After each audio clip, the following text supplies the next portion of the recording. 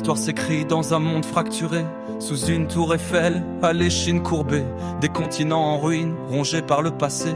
Deux héros se dressent sur des toits effondrés. Gustave apporte une rose à son amour fané. Maëlle veille sur lui comme une sœur dévouée. Ils croisent le fer comme s'ils jouaient, mais le gong approche, l'heure va sonner.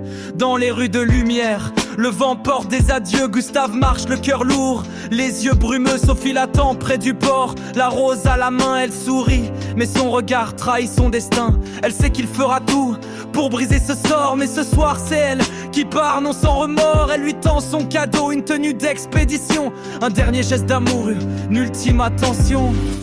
Ô peintresse, entre l'ombre et la lumière, Aline et Renoir se battent pour ta terre.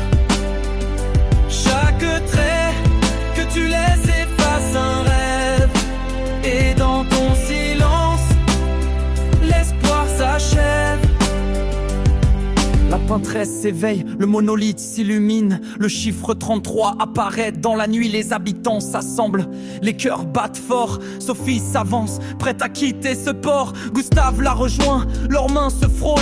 Un dernier regard, une dernière parole. Il est là pour elle, le cœur qui explose. Sophie disparaît en mille éclats de rose. L'expédition s'élance aux confins du néant, où le ciel se déchire en éclats brûlants. Des terres oubliées, silencieuses et froides, où le temps s'efface et les ombres se croisent. Mais dans l'ombre, un souffle ancien se lève, un ennemi sans nom, que le silence achève.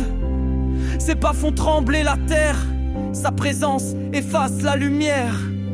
Ô peintresse, entre l'ombre et la lumière, Aline et Renoir se battent pour ta terre.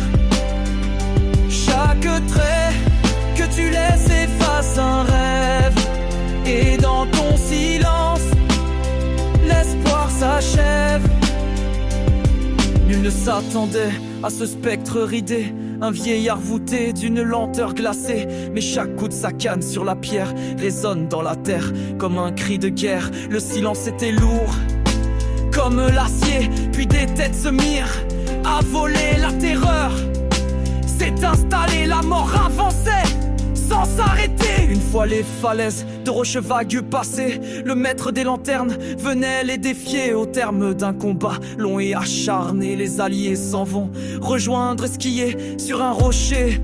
Maëlle ferme les yeux quand Renoir surgit, le regard furieux. Gustave s'interpose, frappé sans pitié. Pour sauver sa sœur, il choisit de tomber. Il tente un dernier geste, un coup sans effet, une attaque ultime pour le repousser. Puis murmure à Maëlle, le souffle brisé, pour ceux qui viendront après. Ô peintresse, entre l'ombre et